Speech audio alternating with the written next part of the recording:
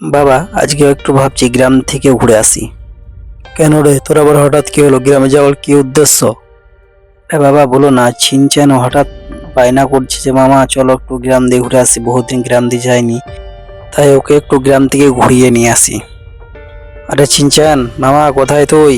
ওঠ তাড়াতাড়ি ওঠ, তোকে নিয়ে যে একটু গ্রামে ঘুরতে যাবো। তোর অজুহাতে আজকে গ্রাম থেকে ঘুরে আসা হবে? বহুত দিন রাস্তা দিয়েও ঘুরতে যাওয়া হয়নি, আমাদের শহরটা কেমন কি রূপ নিয়েছে তাও দেখা যাবে। আরে ছিনচান কোথায় তুই? ছিনচান আরে বের হ রে।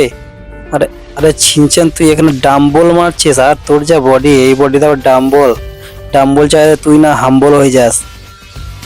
দেখো বাবা, আমাকে একদম অপমান করবে না, কিন্তু তোমার ভালো লাগে না জিম করতে, তুমি করবে না। আমার জিম করতে ভালো লাগে, আমি শোল্ডার বানাবো, মাসেল বানাবো, আমি যা খুশি তাই করবো।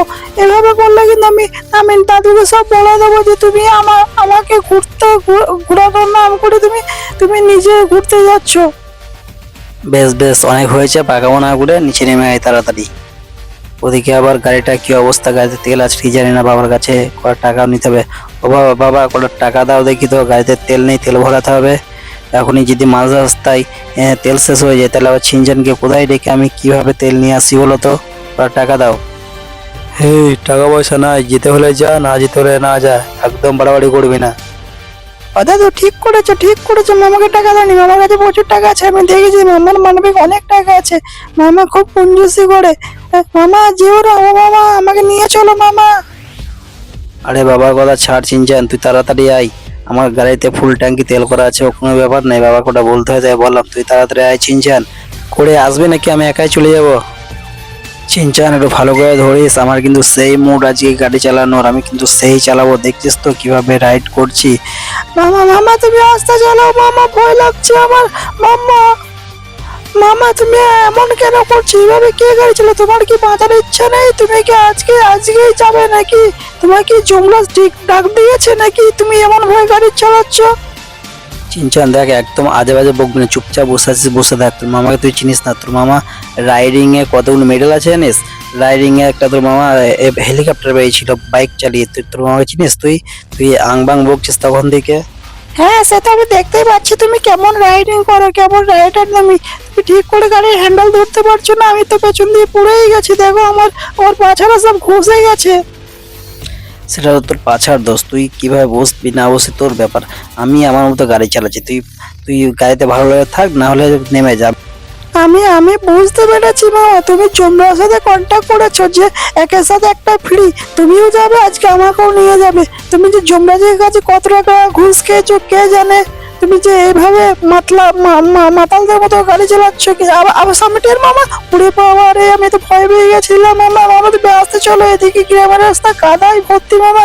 মামা আমি কিন্তু খুব ভয় পাচ্ছি, আমি কিন্তু দাদুকে সব বলে দেবো, তুমি আসতে চালাও। দেখ চিনচান, একদম বকিস না, সামনে ওদের গ্রাম চলে এসেছি, চুপচাপ গ্রাম দেখ। আমাদের গ্রামে ঢুকে গেছি, তুই গ্রামের রাস্তাঘাট ঘর বাড়ি উপভোগ কর, চুপচাপ, একদম বকবি না কিন্তু। ওই সামনে দেখ, আমাদের মালের গোডাউনটা আছে, ওখানে মালে ভর্তি থাকে। দেখবি ওই সামনে কত বড় একটা গোডাউন আছে, এখানে আমাদের কত কি খাবার থাকে, শস্য ডাল চাল অনেক কিছু থাকে। এ মামা, আরে ছি ছি ছি, তোমাদের গোডাউনে খালি কিছুই নেই, তুমি শুধু চিটিং করে দিয়ে বলো। এটা চিনচান, একদম বকবি না কিন্তু। হয়তো ওগুলো গ্রামের লোকে বিক্রি করে দিয়েছে। মামা এই তো মনে হচ্ছে এগুলো মুলো লাগিয়েছে মামা। চলো চলো, আমি দাদুর জন্য মুলো নিয়ে যাবো, দাদু খুব মুলো খাই, মুলো খেয়ে গুদুম গুদুম গোদা গোদা পাত দেয় মামা। তুমি কি গন্ধ, তখন কি গন্ধ রে বাপরে। আরে আরে চিনচান, এ তো মূলো না রে, এগুলো তো গাঁজা লাগিয়েছে, তো গাঁজা গাছ। এ কি হচ্ছে আমাদের গ্রামে? আমাদের গ্রামে তো এসব ঠিক না। এই গাঁজা গাছ লাগিয়েছে, তো একটু ঝন্টু পুলিশকে দেখানো দরকার, ঝন্টু পুলিশকে বলা দরকার। চিনচান, এটা এটা কিন্তু আমাদের যুবক যুবক ছেলেমেয়েদের তো শেষ করে দিচ্ছে। এই গাঁজা গাছ লাগিয়ে গাঁজা, আমি আজকে ঝন্টু পুলিশকে আমি আমি থানায় যাব আজকে। তুই তুই চিনচান, তুই তাড়াতাড়ি আমার সাথে আয়। ঝন্টু পুলিশের কাছে গিয়ে যে জানাতে হবে যে আমাদের গ্রামে গাঁজা চাষ হচ্ছে, এগুলো একদম ঠিক না, পরিবেশ শেষ করে দেবে। আর চিনচান, এইসব কথা কিন্তু বাড়িতে গিয়ে বাবাকে একদমই বলবি না যে আমাদের গ্রামে আমাদের জমিতে গাঁজা চাষ হচ্ছে। বাবা যদি এইসব কথা শোনে না তাহলে খুব কষ্ট পাবে, খুব দুঃখ পাবে। আর হ্যাঁ বন্ধুরা, আমাদের ভিডিওটি এখানেই শেষ। সেকেন্ড পার্ট যদি দেখতে চাও আমাদের ভিডিওটি কমেন্ট করে দেবে, লাইক করে দেবে ও সাবস্ক্রাইব করে দেবে। আর বন্ধুরা বলবো আমরা নতুন নতুন ভিডিও করছি, আমাদের একটু সাপোর্ট করবে, আমাদের একটু পাশে থাকবে। Bye, tata.